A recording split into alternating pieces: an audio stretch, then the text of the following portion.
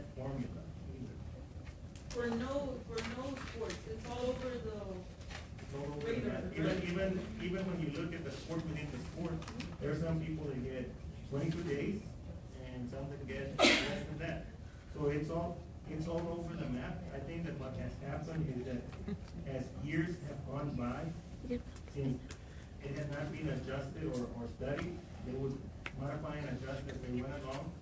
As long, the philosophy was, and this was, he did share this with us, as long as his budget did not increase, then he had flexibility as to how he would distribute the days, how he would distribute the dollars.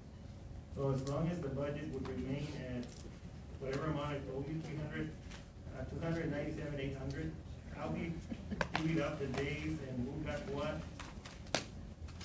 was really up to him. What we're trying to do is take away all of that, try to be more, at least have a system in place that whoever walks in here or whoever walks in anywhere can see, okay, I can see how this position comes up with 7,500. Not that whether you agree that that position is worth 7,500 or not, but at least you can see, okay, I can see how that number came up.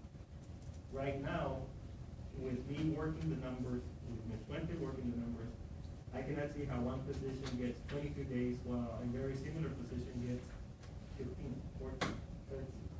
Now what happened to the last proposal you said we'll cap them at 15? Why doesn't that work? It doesn't, that's a good question. It doesn't work because not all sports require additional days. You identified 3, which was football, cross country, and volleyball.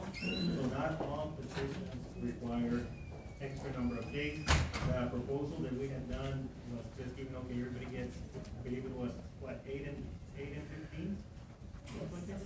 8 and 15, but there were some sports that you don't need 8 days. Sure, but if we bring Rocky in, I mean, we can fill in those gaps for that. Absolutely. You can. I'm not saying not to bring them in, I'm just saying, you know, we can bring them in if that's what the board wants. Sir, and did these, positions get evaluated as like for the stipend, or is it like just one evaluation, or how? I believe, no, I'm gonna put that on the side. right, it's not based on performance. I thought the offensive and defense, that's what he had said it was, right? So let's see. He said, based on, if they're doing good and they're not, they have to answer. No, they have to answer, but it's not, But not. it has, I have not seen that. I'm not gonna say that it doesn't happen. One of the solutions to address that is to make it a dual contract, right, Ms. Fuente?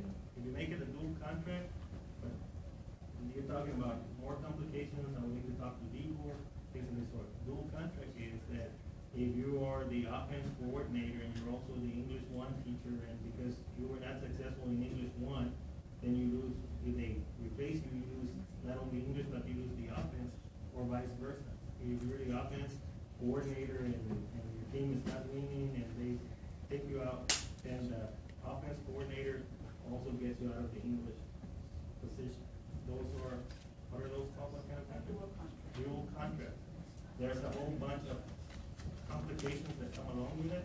I would, before recommendation or anything of that sort, that's something that I would have to discuss with legal, bring it into the process, and do something about it with plenty of time.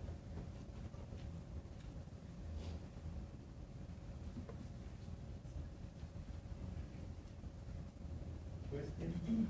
Again, if you're not satisfied, if you want, Coach James to come to the table this section of the stipend, or table the entire stipend component.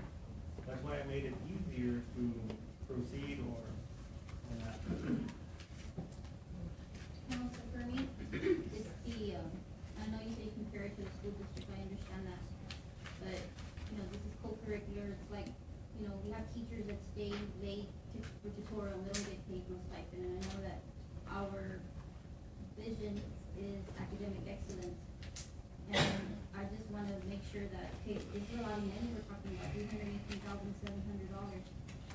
And for me, it's kinda hard for me to say yes or no when I don't have all all the information in front of me. And it's not that they don't deserve it, I think that we have a lot of hardworking people. The coaches, I see them working out there in the sun and, you know, yes, they're getting paid, it's a lot of work and they go over and beyond. But for me to sit up here and say yes or no without having all the information in front of me, I just have a problem with that, personally. What information are you missing? Well, like, the job description, There's no job. I know, that's what I'm saying. So how do you justify, I know you're coming up with these numbers from other school districts, but there's no evaluation? Right, and I understand that, but job description and evaluation, I don't think that it has a merit as to the value of the position. It has a merit as to being efficient and effective, that I do agree. But, you know, what you pay a head track coach should not be based on whether that head track coach is being successful or not. That goes into an administrative function. You know, it's not, okay, $5,000, what do we pay head track coach? $5,000, and in order to get this $5,000, you need to have 2 state qualifiers. That becomes a performance. I don't think that. Now, can the system be improved? Absolutely. Do we need job descriptions and evaluations? Absolutely. If those job descriptions and evaluations, are those going to change the recommended amounts that we pay? I don't think that they will, but I do agree with you that we need to have, and we do have job descriptions, we just need, I guess, to have them more precise. I don't know.